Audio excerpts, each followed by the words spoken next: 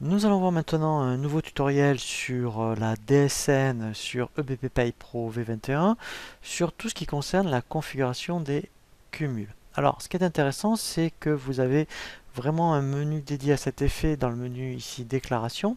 Vous avez ici configuration des cumuls NEO-DS, donc c'est vraiment pour tout ce qui va concerner la DSN. Alors, en fait, ici, dans un premier temps, vous allez pouvoir, voyez, passer de salarié en salarié. Donc, en mettant, je vais prendre surtout un salarié présent. Et ici, en fait, après, vous pouvez contrôler les cumuls. Après, on va cliquer dessus ici pour chaque rubrique et là, il vous proposera tous les cumuls correspondants. Et en fait, ici, vous pouvez dire, ben moi, je veux du 1er janvier au 31/12, par exemple. Voilà, donc ça, en fait, quand vous allez sélectionner une période de A, et bien ici, il vous donnera le global par rapport donc aux périodes. Donc, il faudra vraiment les contrôler. Et si par exemple vous voyez que pour un salarié, le nombre d'heures là par exemple, vous dites ah ben non c'est pas juste, eh bien alors malheureusement on ne peut pas ici, c'est ça qui est embêtant, modifier la valeur puisque les payes seront validées. Mais par contre si vous voyez qu'il vous a manqué des variables par exemple, vous pourrez ici les rajouter. Voilà, donc alors on ne peut pas modifier ici le cumul. Vous voyez que la valeur, on n'a pas la main dessus, mais par contre après on peut l'ajuster au niveau du paramétrage. Donc après effectivement, eh bien on fait ici donc normalement afficher les codes, ça y est par défaut. Et après donc on vérifie les cumuls quand ils sont proposés par rapport aux salariés. Et quand vous avez par exemple, vous voyez donc là, bon, une rubrique ici avec un point rouge, ça veut dire qu'elle est erronée. Et en fait, ici, voilà, donc au niveau des formules, et bien en fait, il faut absolument après la corriger.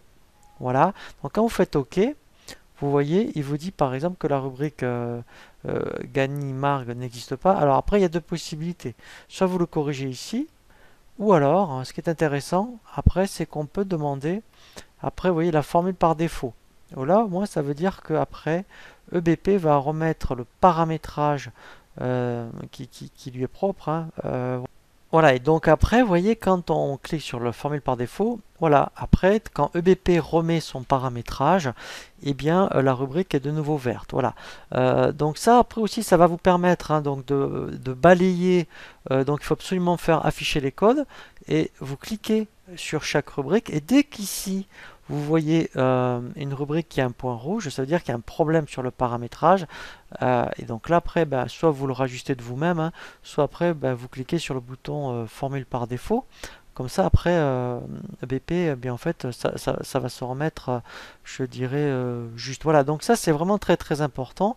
Et après, en fait, eh bien, il suffit, eh bien, ici, quand vous voulez vérifier le cumul de l'ensemble des salariés, vous passez voilà, sur chaque salarié. Voilà. Alors là, moi, j'ai qu'un mois de paye, mais normalement, vous auriez 12 mois, sauf si vous faites pour la DSN mensuelle et que vous voulez regarder les cumuls pour tous les mois. Et bien là, par contre, vous indiquerez que la période du mois.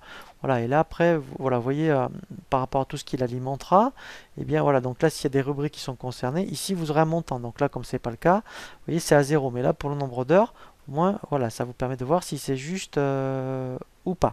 Voilà, donc ça, c'est vraiment très très important de vérifier les cumuls parce qu'après, effectivement, vous pouvez avoir des soucis par rapport aux fichiers que vous allez envoyer sur NetEntreprise. Voilà, donc là maintenant le prochain tutoriel que je vous propose sur la DSN sur BPay Pro 21, ça va concerner la DSN mensuelle pour l'envoyer, pour éventuellement la corriger et la renvoyer de nouveau en fichier test ou en fichier réel.